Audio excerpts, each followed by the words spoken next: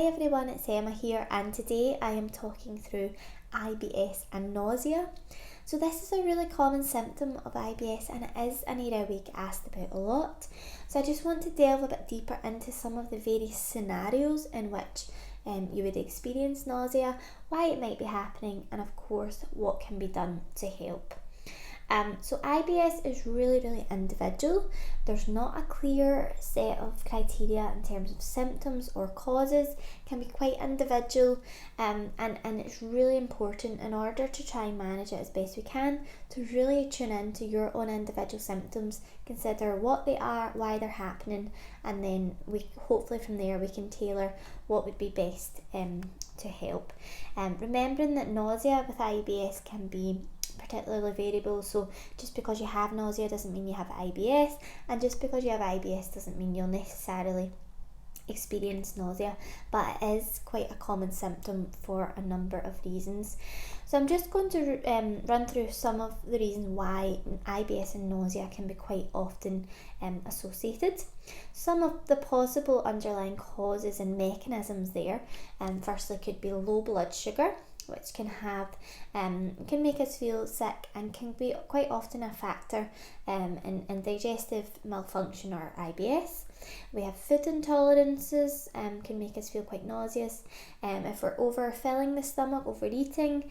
The liver is a really common organ to give rise to nausea, depending on our diets or medications or other things that could be putting pressure on the liver. It can be a sign that this key digestive organ needs a bit of support. And constipation is another symptom that could give rise to nausea. Again, there's quite strong links there linking back to the liver.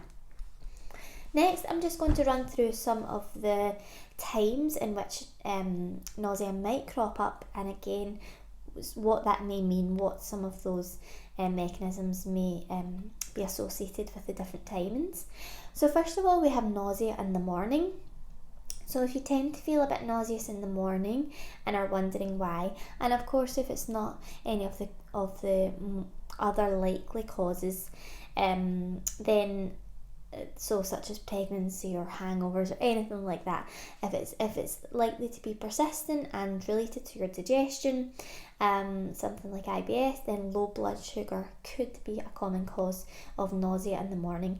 When we wake up, our blood sugar is at its lowest, and that can trigger nausea in some people, and it's quite ironic in that we need to eat in the morning, we want to raise that blood sugar, but then we feel nauseous and we don't really feel like it. So what would be some tips in order to do that the gentlest way and the most successful way to help limit that nausea? What I say is to start with a drink in the morning, preferably water to start with, some warm water with a slice of lemon or orange, a slice of citrus. And that helps just get a tiny bit of sugar in there, some lovely natural sugars rather than anything artificial, which could add more of a burden to your liver and your system because it's not well broken down. And then you could perhaps move into some fruit options, some mashed banana or some stewed fruit or something, again just to trickle into your blood sugar and retaining fibre if you can, and skins and things of fruits you can eat, but bananas of course and other fruits will have your fibre in as well, and that can just help to very gently drip feed that sugar just to slow the release. So just a very gentle build up to help start off your blood sugar levels nice and gently. The second scenario is if you tend to feel nauseous before a bowel movement. So in IBS, it's quite common to get symptoms that crop up, which are then relieved by going to the toilet. So some of the reasons why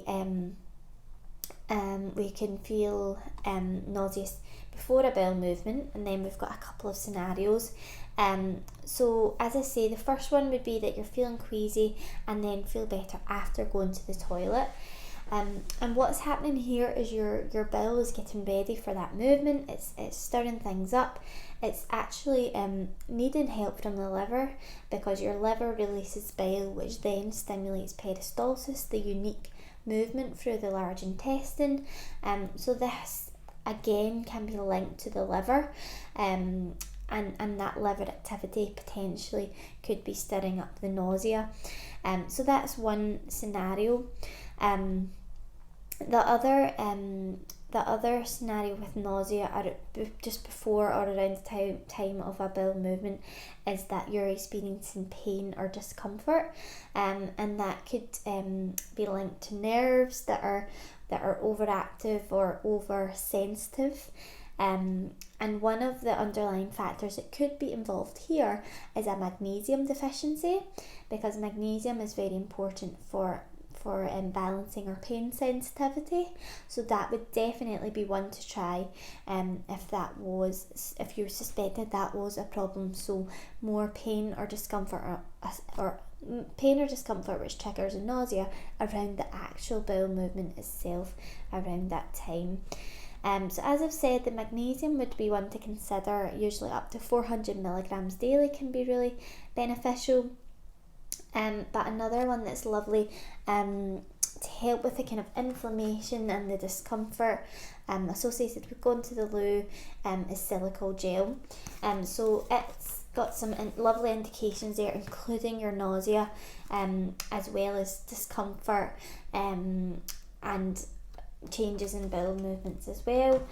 So silicone gel would be one to include, and then also something like our Digestazan as well would be one in terms of supporting your liver with some lovely bitter herbs. So that combines your baldo, your artichoke and your dandelion, some lovely liver friendly herbs in there, and this is indicated for symptoms such as indigestion, which can also be often related to symptoms of nausea as well. Third scenario would be quite soon after eating. So this is more this is a lot to do with how we eat and then how your stomach initially responds. So your stomach is one of the first digestive organs that could be affected. So that would be if you feel quite sick soon after eating. So first of all, we would want to consider how you're eating. So we would really want to focus on eating very slowly and chewing your food very thoroughly, at least up to 20 times per mouthful. Trying not to overeat and not to overfill the stomach.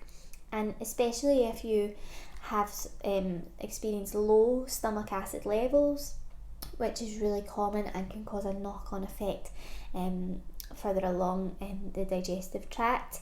If we overeat, then there's going to be even less acid to go around, and that's when a lot of these symptoms such as indigestion or nausea can potentially crop up. Considering what you're eating as well, very high fat or high protein dense foods are much more taxing on the digestive system, so you might struggle or feel nauseous after a really heavy meat based meal or very high in fat. And the other tip would be to consider separating your drinks from your meals just by about 15 minutes or so, again, so we don't risk diluting those lovely digestive juices.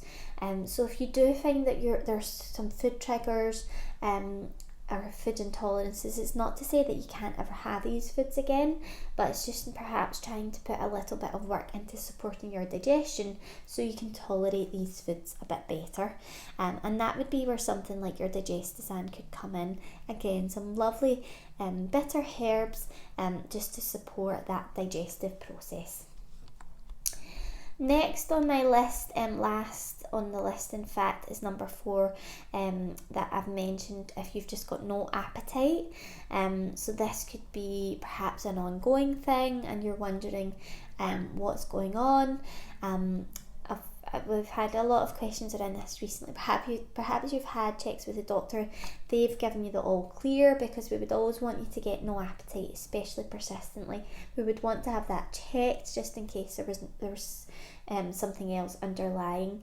But if this is an ongoing thing with no real cause, there could be a few things going on there.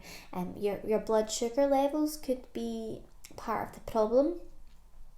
So here we would want to consider lots of nice fibre in your diet, lots of healthy fats and sources of protein with every meal, a nice balanced diet rather than too many refined carbs and processed foods, which means your blood sugar spikes and then would crash quite consistently.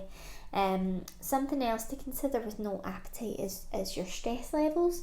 We know that stress can have quite a direct effect on our digestion. It really does hinder your digestion, lower your stomach acid levels, and that can give rise to all the problems we've just previously mentioned, with trouble digesting your food, your indigestion, and your heartburn, and potentially that nausea as well. So the stress would be another one to consider, as of course stress, that as part of that stress response and shutting down your digestion, you don't then feel hungry because your digestive system isn't prompting you to eat so much. Of course, if you have been ill and that's part of the no appetite thing, perhaps you're recovering from an infection, a viral or food poisoning or something like that, then Silicol would be the one to include there. It can just help to bind and excrete any pathogens and reduce any lingering inflammation. And then going forward, if stress, for example, is an example, of course the stress relief daytime would be targeting the stress more directly. I'll tag that in the description. But then something like your Digest Suzanne can help just to gently stimulate your digestion if you just need that extra stimulation, if something like the stress is hindering that process. So thank you everyone, hopefully that all makes sense and helps. I'll put all the links to the products I've mentioned in the description, and please do also leave any comments or questions below and I'll get back to you. If you are watching this on YouTube, please do subscribe to our Evogo YouTube channel so you'll be notified of any future videos from myself or my colleagues here at Evogo. Thank you and take care.